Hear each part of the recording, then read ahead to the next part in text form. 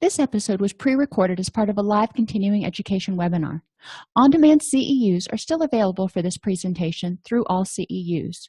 Register at allceus.com/counselor toolbox. So, let's see, everything's good to go. Welcome to today's presentation, Child Development 101, the Toddler. Dun, dun, dun. We're going to examine how the child is starting to develop self-esteem through initiative and independence and explore what can go wrong in this stage and what can be done to repair damages now. And when I say now, I mean if you have a client who comes in when they're in their teens, 20s, 30s, 60s, what can we do retroactively to repair any of those damages? Because I really believe that humans are quite resilient, and once we understand what's causing the anxiety, the stress, the anger, the fears of abandonment, whatever it is, we really can address them and help people go on to live much happier lives that aren't so filled with angst. So back to Maslow. I love the guy. In addition to the biological and safety needs that we talked about with the infant, of course, a toddler needs to be fed and needs to be changed and needs sleep, and they need a safe environment. But now we're also starting to talk even more about cognitive safety. The infant, and we'll get to it with Piaget, is still thinking in, or not infant, but toddler, is still thinking in all or nothing and egocentric terms. So when we're talking about this, remember that everything that happens, the toddler is going to sort of file in terms of it's a yes or a no. There's no such thing as a maybe or sort of. It's a yes or a no. And how is it about me? What does it say about me? If it's something bad that happens, a lot of times they will internalize that as something bad about them. Not always, but it's important to understand how their minds work, because their minds, they are not little adults. They are far from it. So it's important that we interact with them and communicate with them on a way that's meaningful to them. The toddler is starting to develop self-esteem. They're learning, I'm lovable for who I am, and I'm lovable even when I make a mistake. So think about your toddler, and this is the child that's starting to crawl, learn to walk. They start to learn to walk, they let go of the sofa, and all of a sudden they fall on their butt. And it's like, okay, that was really unpleasant and scary, and I'm not walking anymore, and they start to cry or they get startled. And parents usually run over, move over, give them a hug and go, that's okay, let's try again. This is the time parents really need to be that cheering squad and go, you know what? It's okay if you make a mistake. It's okay if you fail. Just try again. And I'm here to help literally pick you up and help you try again. In families where the parent doesn't have the skills to know that they need to be attentive, to understand what the child is going through, or if the caregiver is emotionally or physically unavailable, the child may not get this. So when they make a mistake, they fall down and hurt themselves, there's nobody to pick them up. Now, the person may be sitting on the couch, but just completely disengaged from what's going on. Again, I want to say, and I'll say it throughout the presentation, because I think it's really important that you hear me when I say I'm not blaming the parents for being bad parents. I think they're doing the best they can with the tools they have. However, sometimes our tools just aren't good enough. I was trying to make some shelves the other day, and I was using pressure-treated wood, and the drill that I have was just not powerful enough to, get the screw through the wood. So, how does that relate? Well, my point being, I was doing the best I could with the tools I had, and I just couldn't cut it. Some parents are doing the best they can. They were never taught how to be parents, or they are so depressed that they're doing good just to get up and feed the child, change the child, meet their basic needs. And that's awesome that they're trying and they're doing the best they can. So off my soapbox there. We do need to understand, though, that if parents aren't on, the child may fail to get some needs met. They may fail to get that comfort, that assistance in picking themselves up and trying again. They may fail to get that assistance in learning how to do it differently. I remember one time Sean was playing with one of those little, it was a box and you put the pegs in and they're like stars and circles and ovals. And he was trying to put a star in a circle place and he couldn't do it. And so, I watched him try for a while, and finally I took the star away from him and I said, why don't you try something else? And he tried a different shape and that didn't work. And he's very stubborn. He kept trying to he wanted to put something in that hole. I'm like, okay. So I took that away from him and I'm like, why don't you try something else? And finally he picked up the circle and he put it in there. And I was like, yay, that worked. Now, and I handed him another piece and I said, now that we've filled that hole, let's see where this one might go. And then we started talking about problem solving. So instead of being critical and saying, no, it doesn't go there, it goes over here, I encouraged him to sort of explore and try to figure out where it went. But when he didn't do it right, no harm, no foul. Children need to learn solving skills. They need to learn that, okay, when something doesn't work the first time, maybe it's not going to work. So maybe we need to try a different approach. Children, an 18-month-old, a 20-month-old, a 2-year-old isn't thinking like that. So we need to help them start moving along and starting to explore the possibility that there may be alternate solutions. And they need to understand that they're lovable even when they make a mistake. If they fall down, if they're out trying to learn how to ride their big wheel or whatever they ride now, because we had big wheels when I was little. But you fall down and you skin your knee, or you knock over your mom's favorite pot and it breaks, or something happens that's not so good. Okay, it's stuff. It can be replaced. I'm more concerned that you're okay. And this is what the children need to hear that, I'm lovable, I'm going to make mistakes, and that's okay. That's how I learn. They're also developing self-efficacy. They're learning I'm capable of trying new things. Think about children that you've known that have been terrified to do anything. They just kind of sit right next to their caregiver or kind of stand behind their leg. This isn't in a scary situation. This is like at your house or at their house. But they're afraid to try anything because if they fail, they're afraid they might get in trouble. Or if they make a mistake and do something wrong, it's, they're just terrified. Children really want parental approval. And my daughter comes to mind with this one, because with her, and I think part of it, she learned how to work the system. But if my husband would look at her with even the slightest cross look, she would well up in these big alligator tears and the lip would come out. And, of course, he'd be like, it's okay. And he'd comfort her and all that kind of stuff. But she wanted his approval. So it was really important that he was able to provide comfort if she did something wrong. We had to provide correction, but also letting her know that, all right, so let's learn, what can we learn from this? And then we moved on. With all that, if I make a mistake, my caregiver's there to help me, because sometimes you do. Sometimes you accidentally let the dog out of the front yard or break a dish or, whatever it is. And yeah, there may be the initial reaction from the caregiver that goes, oh, but once we rein that in and go, okay, that's unfortunate, but you know what? Let's move on. You're fine. We can replace stuff. It is what it is. It helps the child learn that, all right, I can try things, because ultimately when they get into middle school and high school and adulthood, we want them to feel comfortable pushing outside their safety zone. Pushing enough outside where they can grow, not so much that they're going to take a header off the edge of the cliff, but enough that they can feel like, okay, I'm going to stretch myself a little bit here. And if I fail, no harm, no foul. I can learn something from it. Psychosocial development. You love my little potty here.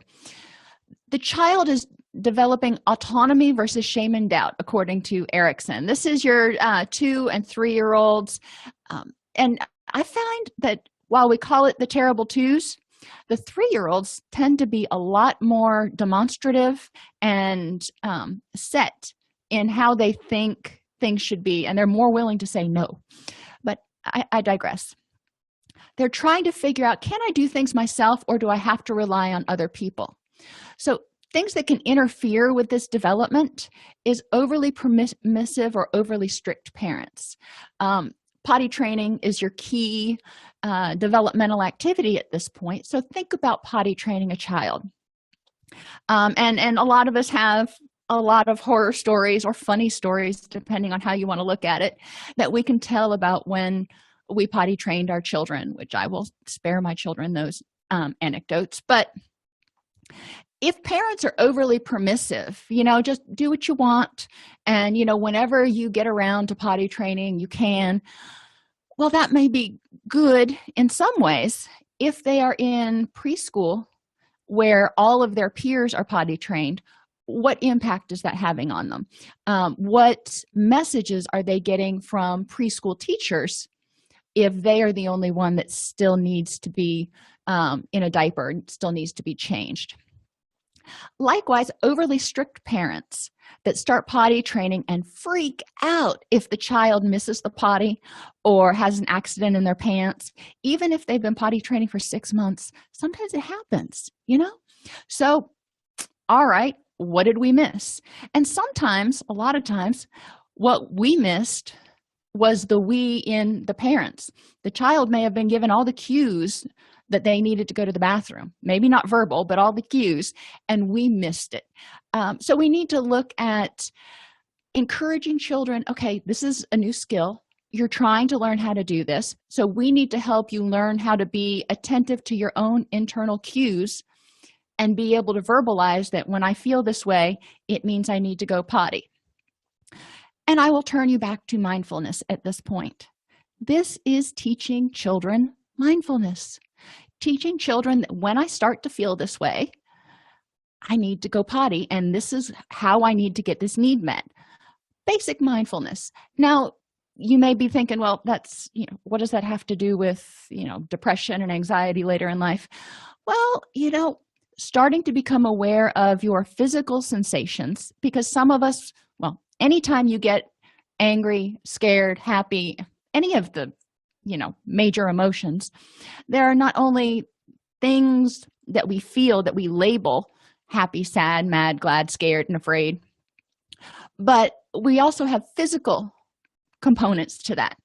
When I get scared, my heart rate starts to go faster, my breathing starts to go faster, my palms start to get sweaty, and I've learned to label that fear or anger. But I've learned to differentiate that over the years.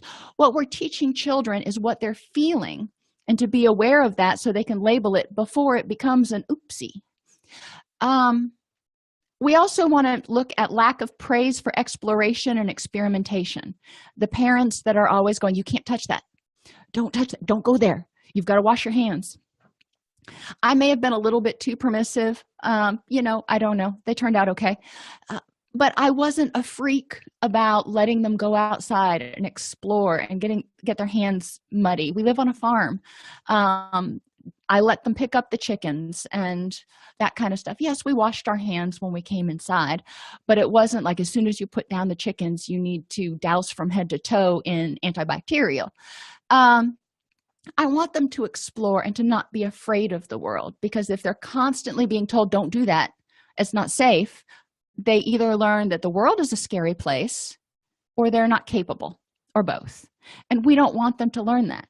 So again, taking this to your adult clients, how many adult clients do we have that are afraid to push past their comfort zone because they're afraid of failure?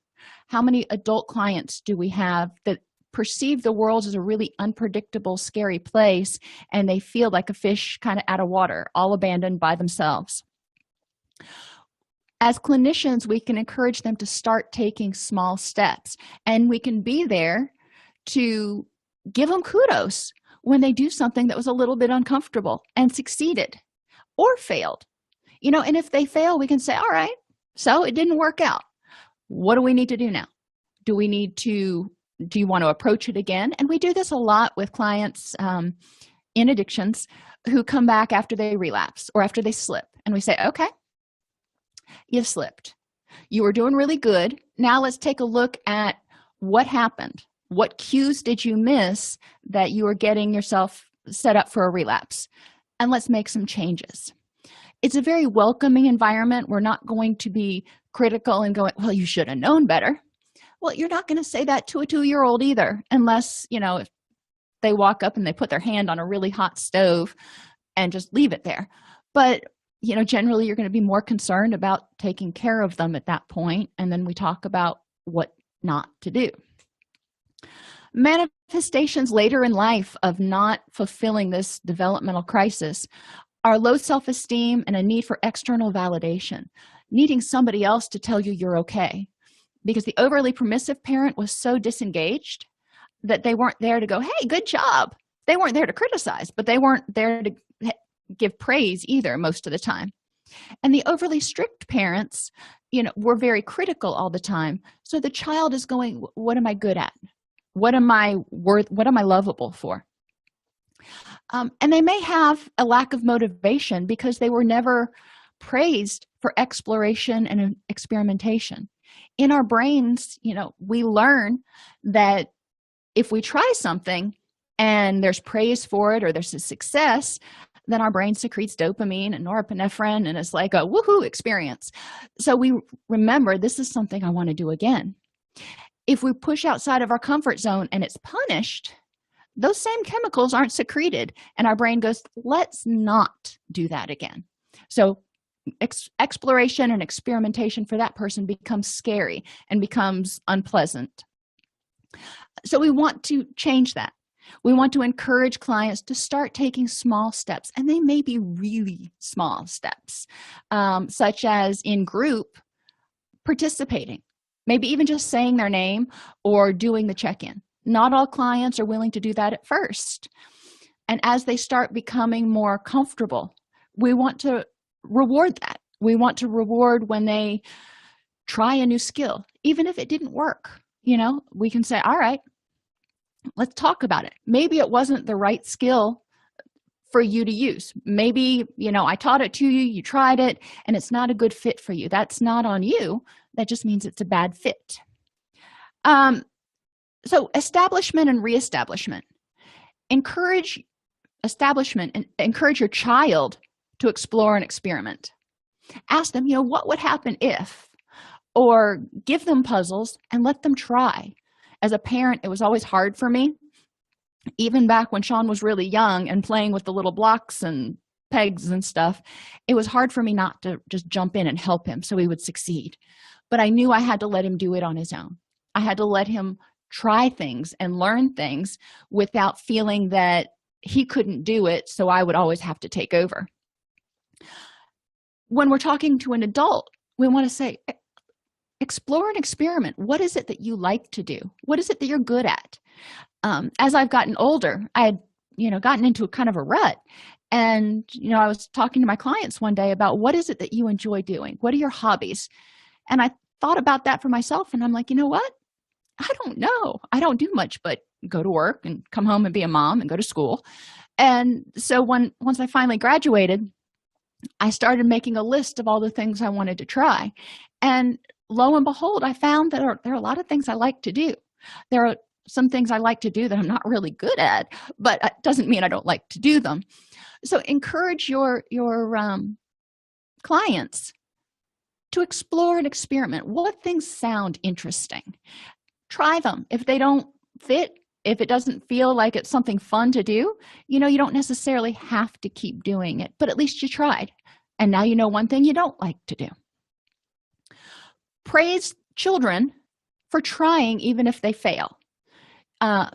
If they go, my children are in martial arts and they go up for belt testing periodically. And sometimes it's just painful to watch because they've got to break boards and they don't always break the boards. Sometimes they go up and they do the kick they're supposed to do. They don't hit it right.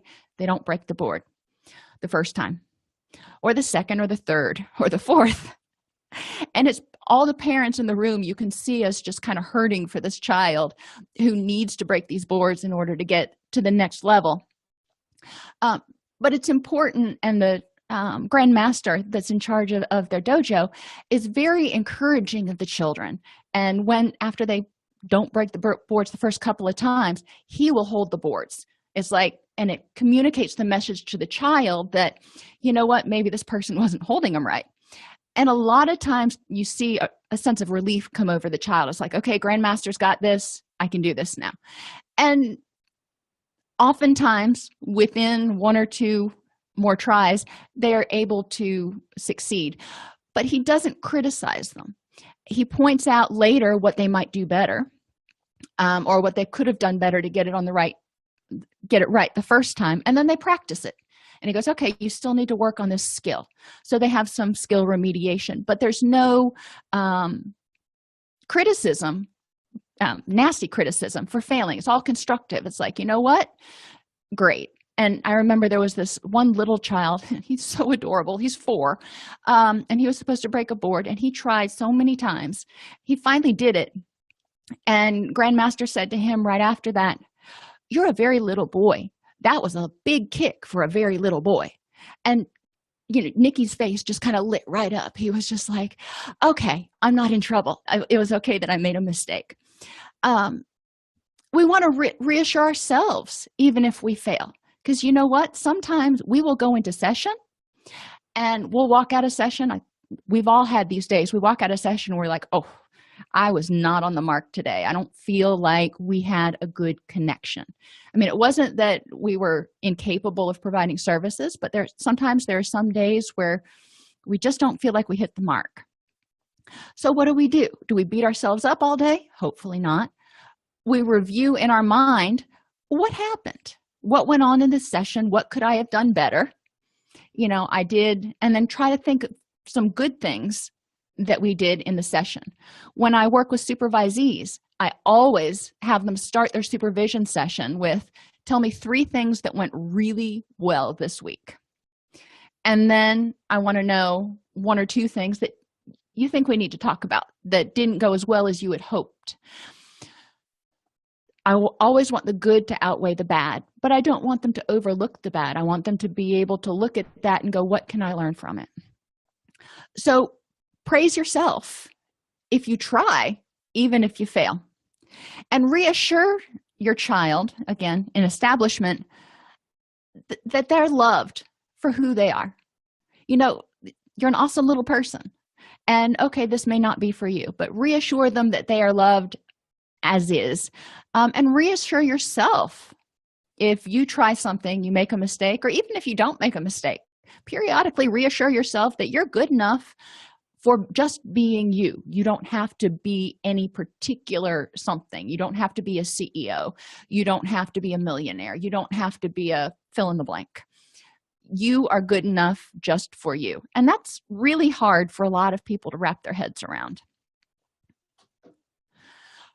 Another stage that they're going through is initiative versus guilt. This is your preschool, kindergarten, some kids, first grade.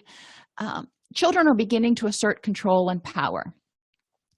Interferences with this, again, are overly strict and enmeshed parents that don't want children to get hurt, don't want children to become more independent, or are really just very, very involved in controlling every area of the child's existence.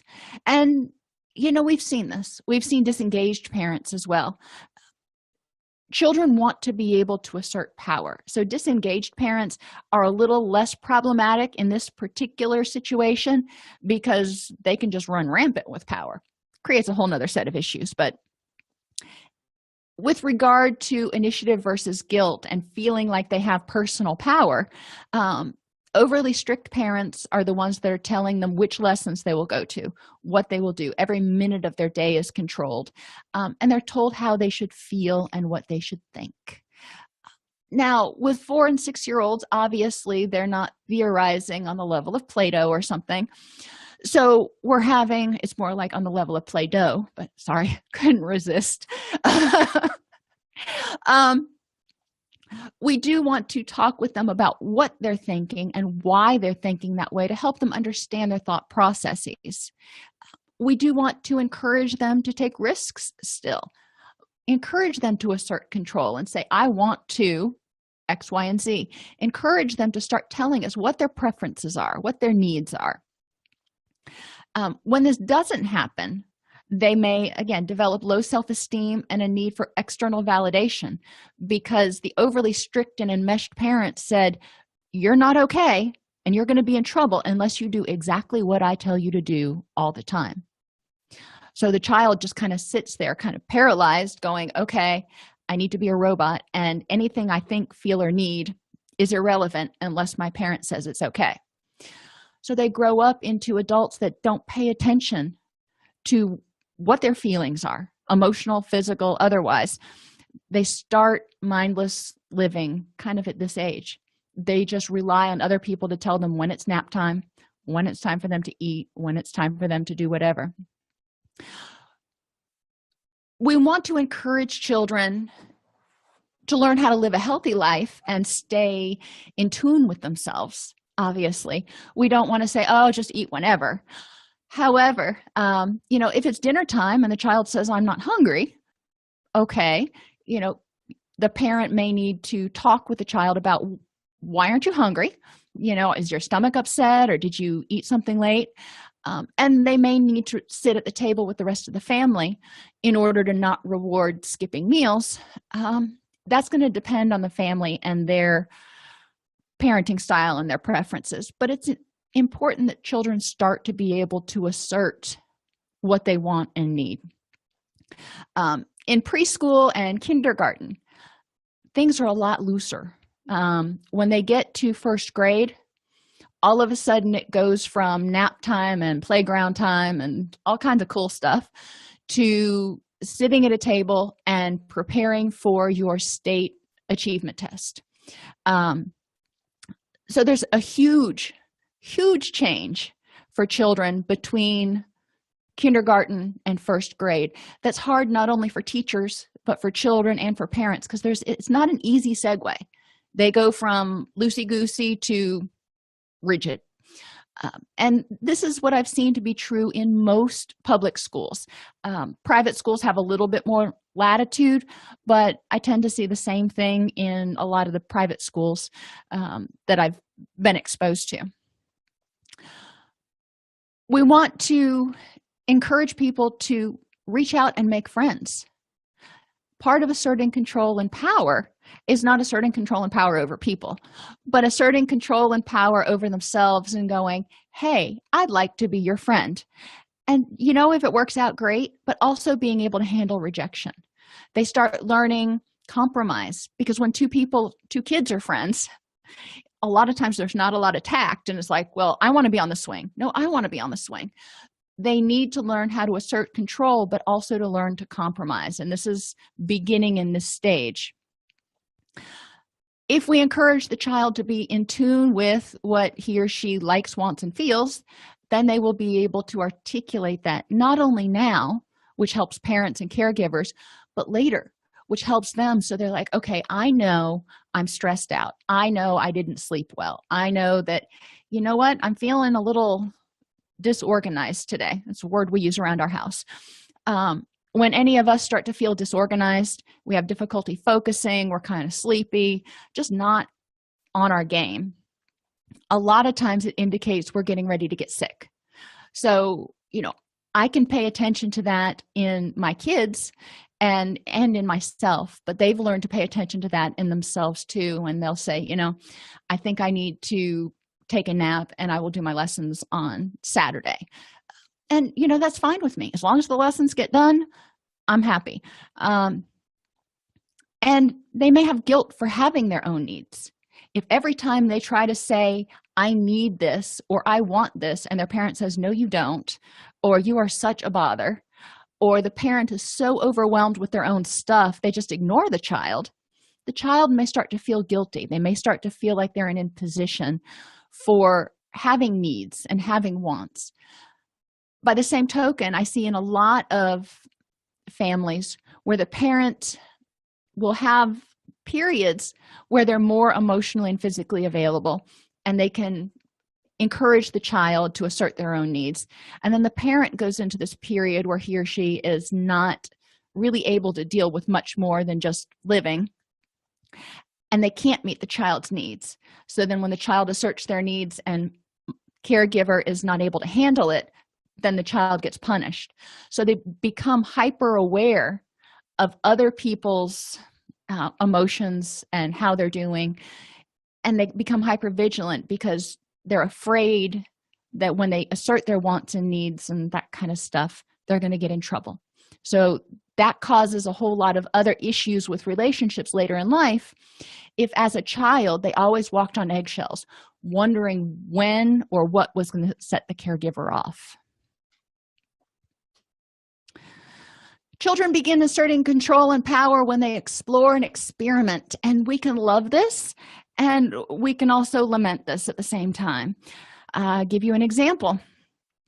He wasn't 4 or 6 years old. I wouldn't have let him use the stove, but they still do occasionally when they're teenagers. My son decided he was going to try to make oatmeal by himself, and I think he was 14. Yeah, he was old enough, and he wanted to see what would happen if oatmeal actually got on the stove. So instead of asking, after he made his oatmeal, he flopped some right on the stove, and he watched it smoke because he just wanted to see if it would catch fire. And I'm like, oh my gosh. And his, at the time, 10-year-old sister was like, Sean, that was really not a smart move. But boys will be boys. But they explored and experimented. So we talked about what are some other ways you could have figured that out without risking catching something on fire. We want to praise children for trying, even if they failed. I'm glad you're curious, but let's not do that. Reassure the child that you love them for who they are. Again, this goes back to that unconditional positive regard. I love you for you. I may not like this particular behavior you did, but I love you as a person. You're a good person. Just made a bad choice. Encourage children to develop friendships with a variety of people. This allows them to start knowing where their limits are, where their boundaries are. And again, it talks about balancing this assertion of control and power and them realizing that they are not king or queen. They're going to have to compromise, and they learn to compromise and accept trading power. Reestablishment, when we're working with our adult clients, pretty much the same. Encourage them to explore and experiment and give themselves credit for trying, even if they don't succeed. Remind themselves why they are lovable for who they are, and develop effective goal-setting skills.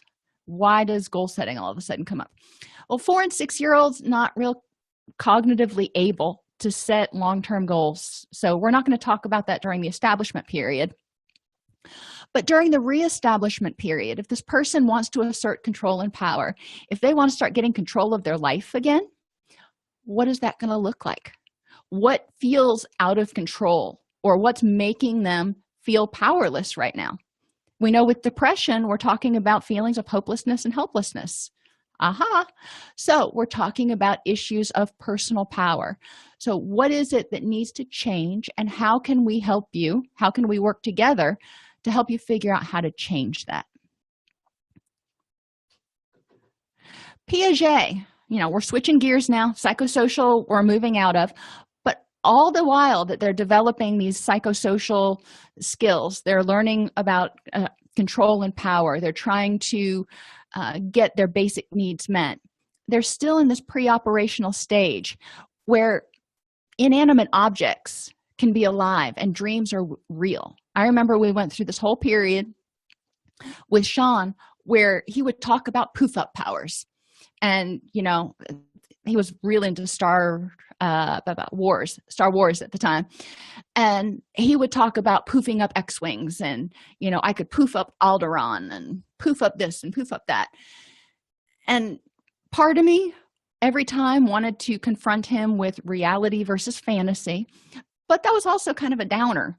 So, we would talk about what he was talking about, and I would join him in his fantasy, and then we would talk about reality versus fiction. We would talk about, what's really capable. But I wouldn't dash it all the time and go, well, there's no such thing as poof up power, so quit talking about that. They also have difficulty differentiating between creativity and reality. In their mind, they may come up with this grand plan and this grand scheme, but it may not actually work out quite so much.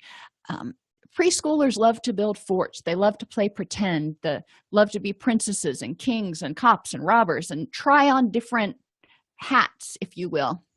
Try on different roles. And, that is awesome. They realize they're not actually a cop or a robber, but they're trying on different roles. So we want to encourage that. But we also want to help them distinguish between what's safe and what's dangerous, and what's truth and what's fiction. So occasionally we may need to kind of pop that little bubble and go, all right, you realize that you can't really poof anything up, right? And every parent knows or tries to figure out when the appropriate time to do that is, because we don't want to dash our children's creativity. But we also want them to be fundamentally aware of what's possible. Children at this age typically love to play make-believe, so we need to find our make-believe. And what do I mean by that? I mean, get back into it and kind of try to remember what it was like to be 4 or 5 and play make-believe. My grandmother used to be amazing at it, and my son's first preschool teacher was amazing at it. The child, whether it was my child or any other child in her class, would start off on this fantasy of driving in a truck somewhere or something, and she would join them almost seamlessly, and she would be able to contribute to the storyline in a way that I really struggled with at first. And I remember one time I had her come over, and I'm like, Jessica, he doesn't like playing with me. And she said, okay, fine. So she came over and she observed us play for a little while, and she stopped us after about 10 minutes. And she looked at me and very bluntly said, he doesn't want to play with you because you're boring. I said, excuse me? But she was right. I wasn't getting into it. I was following his lead. I was kind of an observer, but I wasn't involved in it. She's like, there's too much structure. You're trying to control too much, or you're not involved enough. So, try to get in and remember what it was like to be a 4-year-old. And that helped me a lot because, I was trying to play with him as a parent instead of as an imaginary other 4-year-old. So find your make-believe. Build that fort, crawl into it, make grilled cheese sandwiches and watch cartoons all day, if that's what you want to do. Understand what they're communicating through their play. Sometimes it's fantasy. Most of the time, it's probably fantasy. But if they start communicating something that makes you go, ask them. Your interpretation of what they are acting out may not be on point at all. So if they have a drawing that, where one bedroom of the house is completely blacked out, ask them what that means. Maybe daddy works night shift and it's dark in his room all day long because he's sleeping, and that's why the window's blacked out, versus whoever in that room needs to go away and die. There are vastly different interpretations of what's going on. So just ask the child, what does that mean? Or if they represent a family member in a certain way, like with a particular animal, you could start inferring what they may have tried to mean by making mom a giraffe. Or you could ask them, why did you make mom a giraffe? What does that mean to you? You'll get a lot more from the child by asking, because we have so many more experiences. We put a lot more not thought into it, but we put a lot more interpretation into it than most of the time children do. So ask them. Children focus on one aspect of a situation. They call this centration, and struggle to see other vantage points. Remember, basic egocentrism where what they can see is what everybody else sees. So if you're looking at two different sides of a pyramid, what they see is what they assume you see. Same thing with social interactions. What they perceive, they assume you perceive. And I will have you stop right now and think about clients you've worked with who have difficulty imagining that anybody else saw a situation differently than how they saw it. And it causes problems because sometimes, most of the time, everybody sees situations a little bit differently. So effective interpersonal skills means being able to take all the different viewpoints and kind of mush them all together and come up with some cohesive, unified story or explanation. As a parent, when you're working with the children, we want to help them find their voice versus being a bully. Yes, this is what they saw. And yes, it's important to be able to assert what you saw, what you feel, what you think, what you need. However, what might this other person's perspective be? And Jessica did a great job with this. When the children would get into an argument about something and maybe one would take the other's toy, she would get them together and go, well, that probably wasn't very nice. When you took Tommy's toy, how did he feel? And a lot of times the little kid would go, I don't know. So she would say, if Tommy took your toy, how would you feel? Now the kid knows that and he's able to articulate that. And then she would follow up and go, so if Tommy took your toy and you would feel angry, when you took Tommy's toy, how do you think he felt? Angry. Okay. So she helped them assert their own needs, help them get their own power, but also help them learn how to take other people's perspective and find their voice. I told you she was just a genius with kids. We want to help them learn to make good choices because sometimes what we see in our own perception and our own perspective isn't the whole picture. So we want to help them learn to look and try to explore the whole picture before making decisions, before making assumptions. We want to have them accept their part versus taking total responsibility, because that goes back to that egocentrism. When parents come home, and we all come home and we've had a bad day occasionally. Maybe you were driving home and you got a flat tire and it was just, whoa, man, it was a bad day. And you come home and you're in a grumpy old mood. Little children often take that personally and they're like, oh, mommy's angry. She must be angry at something I did. And they're going through all those things that they're hoping you don't know they did.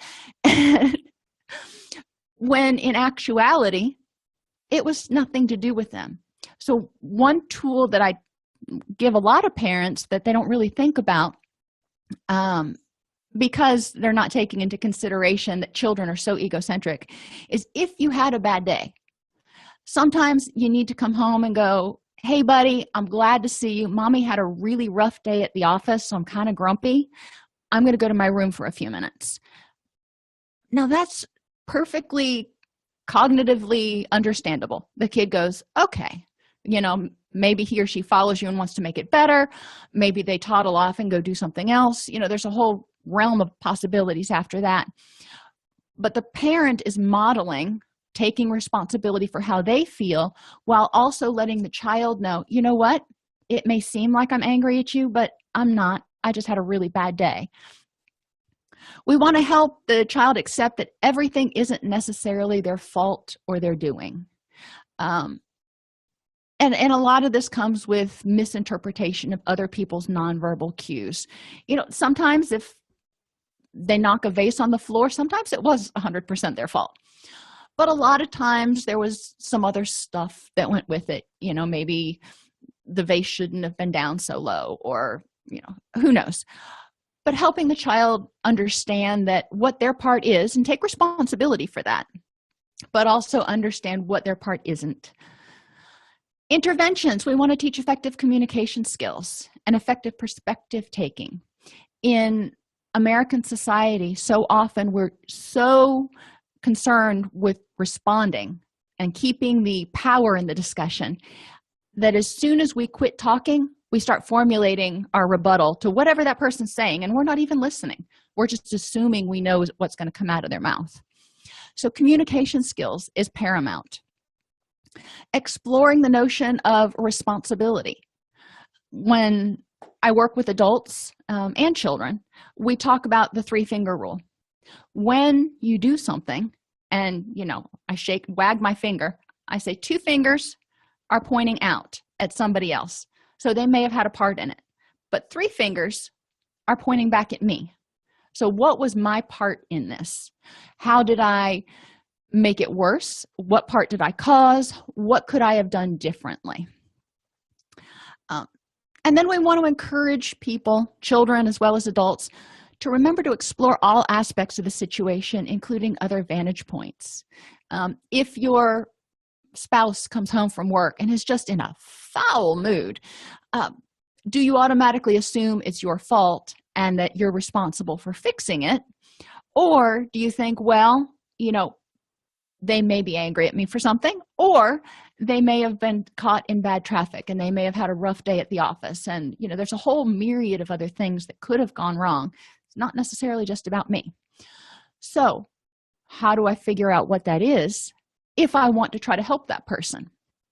Sometimes it's somebody walking down the hallway and they just give you a very dismissive look and you're like, oh, sorry, probably didn't have anything to do with you. Now, that person whose name you don't even know, you're probably not going to follow up and try to figure out how to make their day better. But if it's your spouse or your child or sometimes your boss, you may reach out and go, hey, you seem to be struggling today. You want to talk about what's going on? The same thing we can do with children. We can read their nonverbals. If they are acting like they're tired or disappointed or upset about something, we can put it out there and say, you're holding your head down or you're acting like you're kind of not feeling so hot. Want to talk about what's going on. And that gives them the opportunity to use their communication skills and talk about what's wrong. And then together we can explore what's their responsibility, what's not their responsibility, and how can they change how they feel right now. Children often have difficulty putting into words how they feel or what's going on inside. So they have high levels of anxiety or acting out. Perfect example is after school. Children hold it together because they know they need to hold it together at school. Most children, and think back to when your children were little, or if you've got grandchildren, even if they don't go to school all day long, it's almost like their circadian rhythms are set up to melt down at 4:30. My kids would come home when Sean was in public school. He would come home even from kindergarten, and he would be okay for the first 30 minutes or so.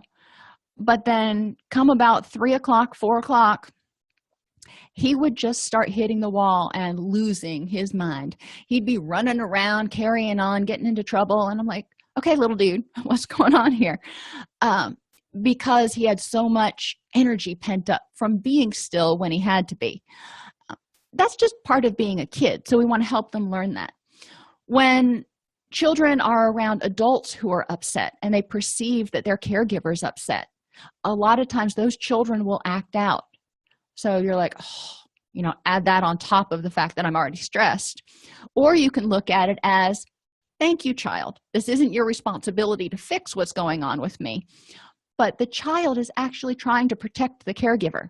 The child is saying, you're really upset right now, so look at me. I'll be a distraction. Look at me. Helping parents understand that generally acting out is to get structure, or because they're overstimulated, or because they have some other need that they don't know how to articulate. That's important, which takes us to our next thing. A lot of this happens because children have difficulty self-soothing. They don't know how. They don't have those skills. We want to make sure that we teach children to be aware of when they're getting overstimulated or too tired, so they can go take a timeout. Timeout wasn't a negative term in our house necessarily. There was timeout for punishment, if you will. But then there was also just timeout. I need some quiet time. And when my son would start feeling overwhelmed, he would put himself in timeout. He's like, Mommy, I'm going to go take a timeout. Or he would say, I'm overstimulated. And that was all I needed to hear. And he would go into his room. And when he was ready to come out, he would. So the parenting challenge at this point is to pay attention to nonverbal and verbal cues to help children label their feelings early before they lose all control and they're hysterical, just like we talked about with the infants. We want to help them identify sensations, urges, and feelings associated with emotion. So what does angry feel like? You don't have to do this when the child is angry. You can have a talk about it sometime. When you're angry, what does that feel like? When you're sad, what does that feel like? And what do you want to do when you're sad? Some children want to cry, some children want to go in their bedroom. Learn what your child wants to do so you can help them identify when you start feeling this way. This is what you may call sad. Teach children to check in with themselves periodically. As parents, we generally do a pretty good job of this, checking in with them when they get up in the morning. Hey, honey, how did you sleep? How you feeling? And when they get home from school, and hopefully, again, before they go to bed, tucking them in. Is there anything you need? Are you doing okay? But it's important to help them start checking in on themselves during the day too, just so they can start getting used to it. Just ask themselves, how am I doing? Am I feeling stressed? Is there something I need? Create a validating environment. If the child tends to be one who is highly emotional, that doesn't mean they're wrong. That doesn't mean they shouldn't feel that way. And again, a throwback to or transfer over to DBT skills. We want to create an environment that says how you feel is how you feel, and that's okay. Now let's figure out how to deal with it. But how you feel is how you feel. And not tell them that they're wrong for being upset or they're overly dramatic or drama queens when they get upset. We want to say, all right, I can tell this is really hitting you hard. Let's talk about what you can do. This helps the child learn to tolerate emotions. They may be very emotional. It doesn't mean they can't learn to tolerate and regulate them. The earlier kids start learning how to do this, especially ones that tend to be more emotionally reactive, the better off they'll be later and the fewer problems they'll have with emotional self-control and anxiety and depression and helplessness and hopelessness and so on later in life. Children use everyday objects in conventional and unconventional purposes, so we want to honor their creativity in the right time and place. We don't want them to just be walking through the museum and all of a sudden pick up a display and start hypothesizing about what to do with it. But we do want to encourage them to be creative, encourage them to solve problems, encourage them to get outside the box. One of my favorite activities that I used to do with my classes at UF, I would break them into groups, and each group would get a different thing, and they would have to hypothesize 10 ways they could use it. We would use bubble gum, sticky tape, the duct tape, a wire coat hanger, paper clip, rubber band, and then I would usually figure out one other thing. So there were 6 groups, and they would rotate through the stations and try to figure out what to do with these things. It just encouraged their creativity to not get stuck in the box. And then we would move on to exploring, all right, you were creative with this thing. Now, when you have a problem, how can you get outside the box? How did you figure out all the different ways you could use duct tape? All right, when you have a problem or when your client has a problem, how can you figure out how to help them? Because it's not always going to be the first thing that comes to your head. Preschoolers love to ask questions, both to learn facts as well as to learn how to interact with others. We've all been through that phase. Mommy, why is the sky blue? Mommy, why is the dog barking? Mommy, why? Okay, sweetheart, I love you dearly, but mommy doesn't know all the answers. Thankfully, now we've got Google. No, I'm kidding. Do not make Alexa answer all the questions. But we don't want to get impatient with them. We want to applaud them for their curiosity. Another thing we can do during this phase is also learn how to tell them, I don't know. We can look it up. Let's figure out how to look that up. But it's amazing how far it goes when you teach children how to assert that, I don't know something. And that's okay to not know everything. We want to help them learn how to answer their own questions, whether that's going on the internet for older children or asking a parent for younger children. We want to help them learn how to self-regulate in mutual conversations. So if they're asking a lot of questions, that's great, but we also want to encourage them to hear what the parent says or what the responding person says and engage in a dialogue instead of just a barrage of questions. We want to encourage children to figure out their own answers. They may not find the answer somewhere. Maybe it's something they've got to dream up, but encourage them to be creative. We want to do this with our adult clients too. We want to help them learn how to answer their own questions. When I start feeling depressed, what are some things I can do? Now, of course, I can give them a laundry list of things, but I'm also going to encourage them to explore different things on the internet and in self-help books and bring them into therapy so we can talk about them and go, okay, why might this work or not work for you? They're little scientists trying to see what happens. What will happen if I drop my ball of Play-Doh in the aquarium? Let's check it out. In the same way, they test rules and boundaries to make sure everything's the same. So the parenting challenge is first and foremost in this situation, cleaning the aquarium, but also being consistent and trying to understand the child's motivation. 95% of the time, the child is not trying to be malicious. Every once in a while, they get a streak and they're just acting out. But 95% of the time, the child was trying to either get your attention or they were trying to figure out an answer to a question or a problem. So then we want to talk to them about why did you do that? And how else could you have gotten that need met? Children at this age crave structure. So we need, as parents, we need to be consistent and steadfast and not let them get away with something once every 7 or 8 times, because that just teaches them that, I just have to wait it out. Same thing is true for our adult clients. We need to teach them to be consistent with themselves and not let themselves get away with having that one drink or, okay, maybe this weekend I can just stay up and party all night long.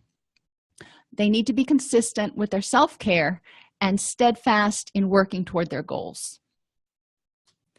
Children begin to use strategies for remembering, but often use inappropriate and effective strategies. So we want to help them, again, differentiate truth from fiction, identify intentional lying from an ineffective recall. And sometimes that's difficult, especially with children this age. And help them start learning to be more mindful and aware so they can remember what happened, remember what they said, and remember what they were told to do. Toddlers and preschool age children are learning that it is okay to have their own wants and needs, to communicate those wants and needs, and try new things even if they fail. While they're doing all this, they're learning all this stuff. They're also developing emotional regulation skills. So when they fail, it may hurt a lot. So we need to help them figure out how to deal with frustration and anger and fear and all that stuff that happens when we try things and they fail. Children are learning that they're lovable for who they are, reducing the need for external validation and fears of rejection, isolation, failure, the unknown, and loss of control, which we'll talk about more next week. Adults who received excessive criticism or who weren't provided sufficient emotional support can enhance their self-esteem by identifying what have you been successful at and what do you want to learn or what do you want to achieve, and let's learn how to set SMART goals, which will increase their self-efficacy.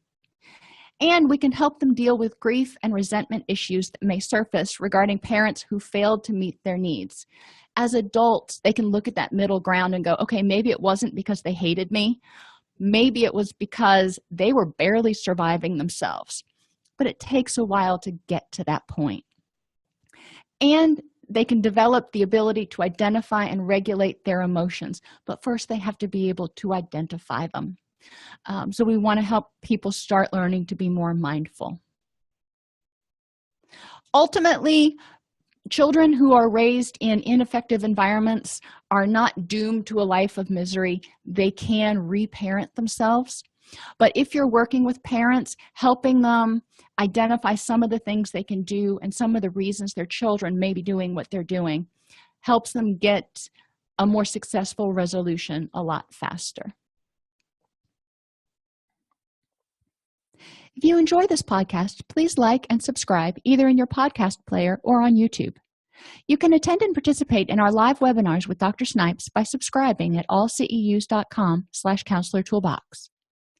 This episode has been brought to you in part by allceus.com, providing 24/7 multimedia continuing education and pre-certification training to counselors, therapists, and nurses since 2006. Use coupon code Counselor Toolbox to get a 20% discount off your order this month.